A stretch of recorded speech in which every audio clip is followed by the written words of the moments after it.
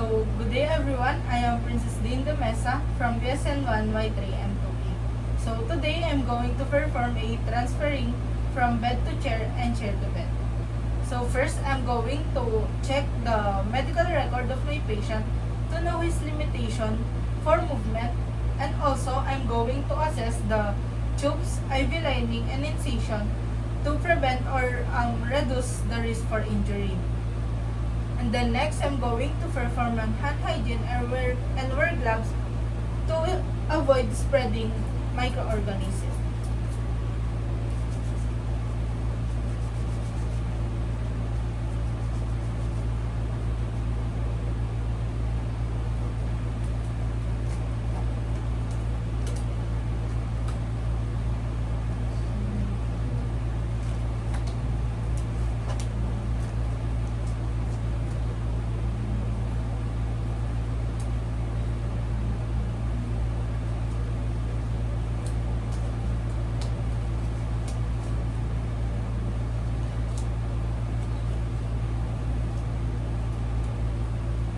And then next, I'm going to identify and explain the procedure to my patient.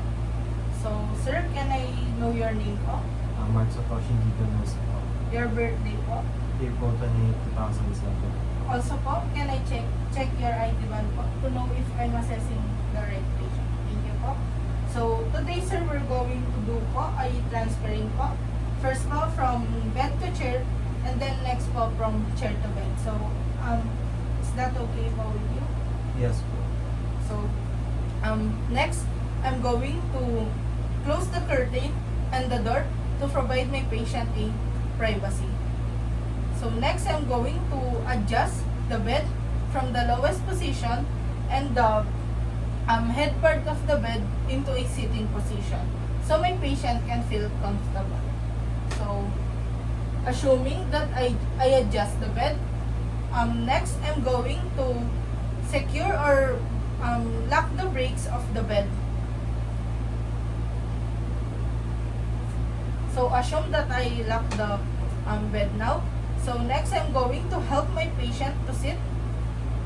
So, sir, I will help you to sit po.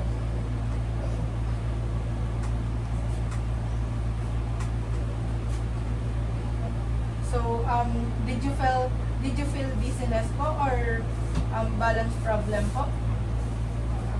So, next I'm going to let my patient sit for a minute.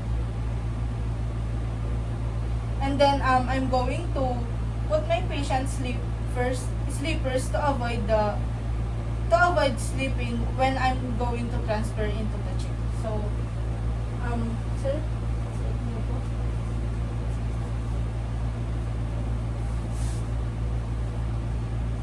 So, next, I'm going to put the gate belt into my patient.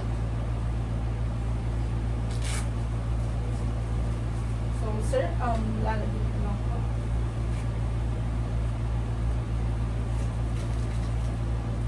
And then next, after putting the gate belt, I'm going to assist my patient to stand, which is I'm going to do the pivot technique, which my patient hands in my back of shoulder, and then my leg between her. And sir, in a count of 3, tatayo po tayo.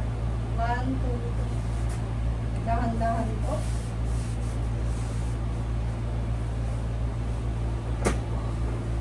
So, next po, I am going to remove the gate belt na.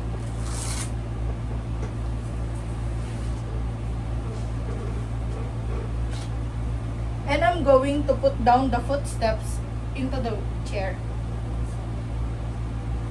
So, the assessment is done na for transferring bed to chair. So now, we're going to do the vice versa, which is chair to bed. So, assume that I perform an hand hygiene again. So, first, I'm going to lock the brakes of the chair. So, assume that I lock the brakes na. So, now, I'm going to put the gate belt again. sir. Lagay ko lang po ulit. And then again, the pivot technique, which is I'm going to place my leg in between my patient legs, and then her hands in my back of shoulders. So,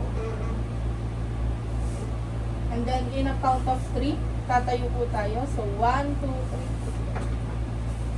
Slowly po.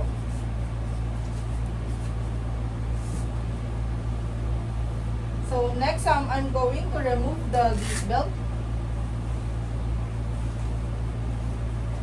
And then, I'm going to remove my patient's slippers. And then, I will ask my patient to lay down.